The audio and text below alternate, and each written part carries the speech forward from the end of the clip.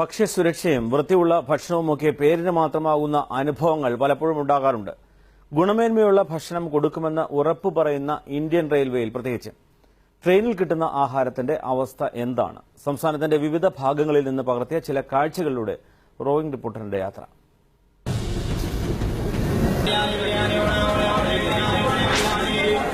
ട്രെയിനിൽ നമ്മൾ നിവൃത്തികേടുകൊണ്ട് കഴിക്കേണ്ടി വരികയാണ്. ഒന്നും കാണാൻ പറ്റുന്നില്ലല്ലോ. കുക്കിങ്ങോ അല്ലെങ്കിൽ അവര് ചെയ്യുന്ന രീതികളോ ഒന്നും നമുക്ക് വിശ്വസിക്കാൻ പറ്റില്ല.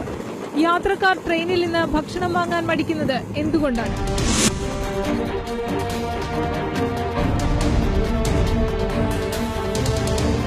സ്ഥലം കോഴിക്കോട് റെയിൽവേ സ്റ്റേഷൻ. ചായവട പലഹാരങ്ങൾ ട്രെയിനിലേക്ക് എത്തുന്നത് ഇക്കാണുന്ന ചെറിയ മുറിയിൽ നിന്നാണ്.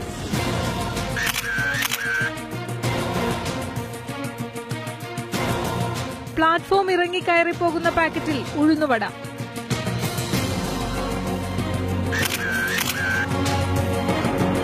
ഇത് കറികൾ.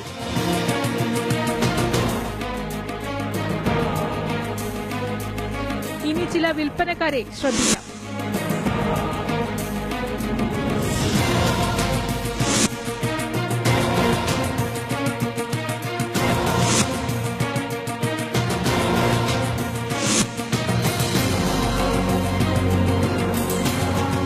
പ്ലാറ്റ്ഫോമിൽ നിന്ന് പാൻട്രിയിലേക്ക്. ഇത് കൊച്ചിയിൽ നിന്നുള്ള കാഴ്ച. പച്ചക്കറി അരിയുന്നത് പ്ലാറ്റ്ഫോമിലെ തറയിലിട്ടാണ്. അകത്തു കയറിയാൽ കരിയും പൊടിയും പിടിച്ച അടുക്കള കാഴ്ചകൾ.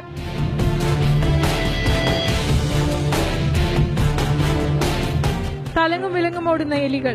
ഇടയ്ക്ക് കുഴച്ച ചപ്പാത്തി മാവ്, പൊരിക്കാനിട്ട കട്ട്ലറ്റ്, തിരക്കിട്ട പാചകം.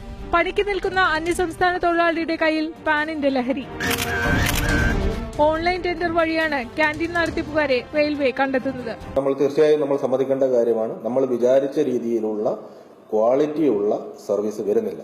ഇപ്പോൾ നമ്മുടെ കേരളത്തിൽ ഓടുന്ന ട്രെയിനിൽ തന്നെ ഒരു 4ഓളം ട്രെയിനിലെ പാൻട്രി കാർ നമ്മൾ കോൺട്രാക്ട് ടെർമിനേറ്റ് ചെയ്ത് കഴിഞ്ഞു. തോന്നുന്ന വില വാങ്ങുന്നു എന്ന് മാത്രമല്ല, പറയുന്ന അളവിൽ നിന്നും പ്രതീക്ഷിക്കുന്ന വൃത്തിയിൽ നിന്നും യാത്രക്കാർക്ക് പരാതിയുണ്ട്. പക്ഷേ ഇതൊന്നും ഉറപ്പാക്കാൻ പലപ്പോഴും റെയിൽവേ തയ്യാറാകാറില്ല. അശ്വിൻ പ്രഗതിക്കൊപ്പം CP അജിത, ഏഷ്യാനെറ്റ് ന്യൂസ്.